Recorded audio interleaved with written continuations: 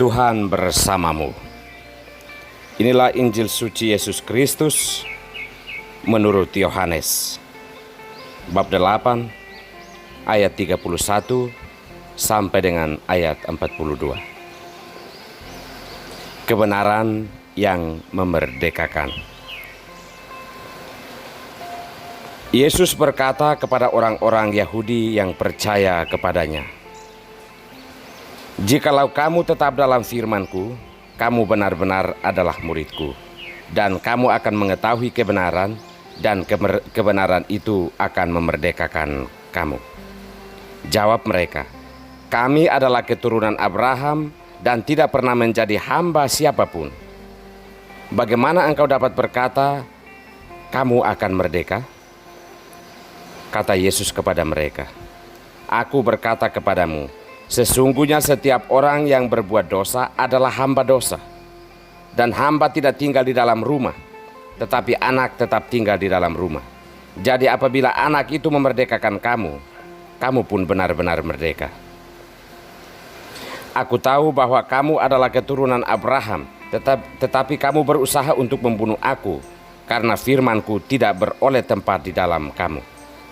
Apa yang kulihat pada Bapa itulah yang kukatakan, dan demikian juga kamu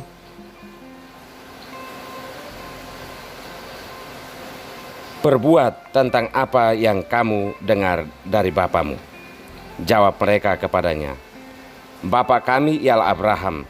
Kata Yesus kepada mereka, "Jikalau sekiranya kamu anak-anak Abraham, tentulah kamu mengerjakan pekerjaan yang dikerjakan oleh Abraham. Tetapi yang kamu kerjakan ialah berusaha membunuh aku. Aku seorang yang mengatakan kebenaran kepadamu, yaitu kebenaran yang kudengar dari Allah. Pekerjaan yang demikian tidak dikerjakan oleh Abraham.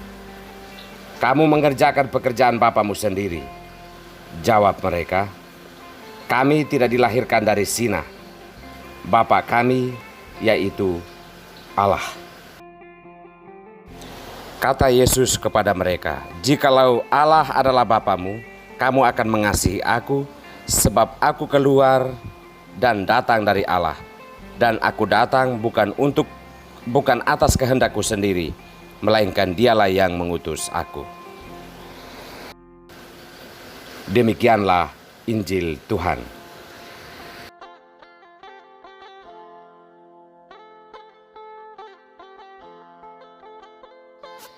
Pembebas kita adalah Allah.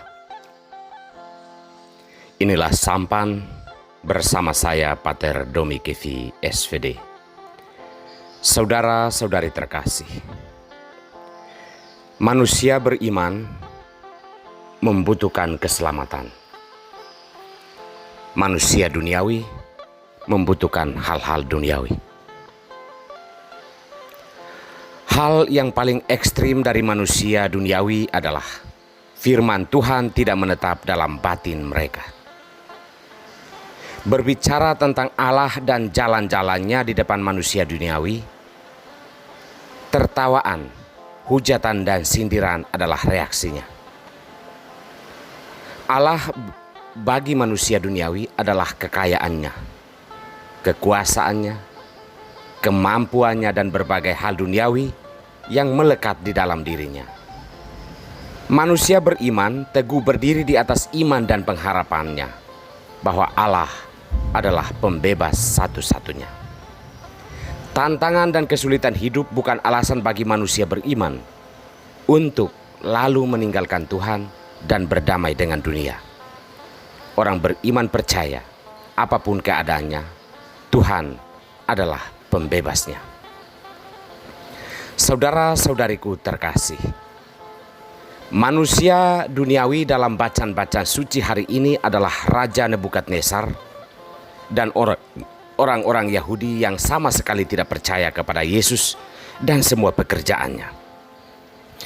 Nebukadnezar sebagai raja sangat mengagungkan kekuasaannya. Ia bahkan berbalik memunggungi Tuhan dan menciptakan Allah tandingan, yakni patung-patung emas. Semua orang dipaksanya untuk masuk dan menyembah Allah buatan Nebukadnezar. Sedangkan orang-orang Yahudi sama sekali tidak mau mengakui Yesus sebagai anak Allah.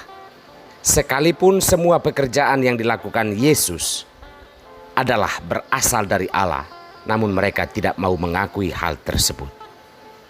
Menurut Yesus, hal ini terjadi karena firman Allah tidak menetap di dalam hati mereka. Apa yang menetap di dalam hati mereka adalah rasa diri istimewa sebagai orang merdeka, walau mereka tidak tahu apa itu kemerdekaan yang sesungguhnya. Mereka merasa diri sebagai orang istimewa pilihan Allah, walau mereka tidak sadar apa itu artinya menjadi terpilih dan menjadi istimewa. Manusia beriman yang ditunjukkan dalam sabda Tuhan hari ini adalah orang-orang yang percaya kepada Yesus, yakni mereka yang di dalam batin mereka firman Allah menetap. Selain itu, dalam bacaan pertama, manusia beriman itu ditunjukkan oleh Sadrak, Mesak, dan Abednego, 3 orang pemuda yang dilemparkan oleh Nebukadnezar ke dalam perapian yang menyala-nyala karena tidak mau menyembah patung emas buatan Nebukadnezar. Mereka percaya Allah Israel akan sanggup membebaskan mereka dari nyala api tersebut. Dan mereka benar-benar mendapatkan apa yang mereka imani. Tuhan membebaskan mereka dari nyala api tersebut, dan peristiwa itulah merupakan titik balik iman Raja Nebukadnezar untuk percaya kepada Allah Israel.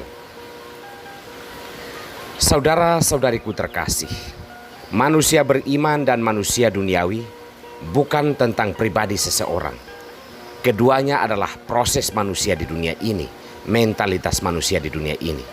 Kita bisa saja bertumbuh sebagai manusia beriman, namun ketika iman kita itu tidak mendalam dan sabda Tuhan tidak menetap di dalam hati kita, maka suatu ketika kita akan memunggungi Tuhan karena merasa Tuhan tidak menjawab doa-doa dan keinginan-keinginan kita.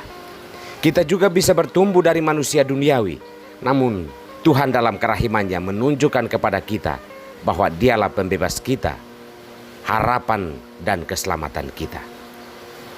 Marilah kita berjuang menjadi manusia beriman kepada Yesus.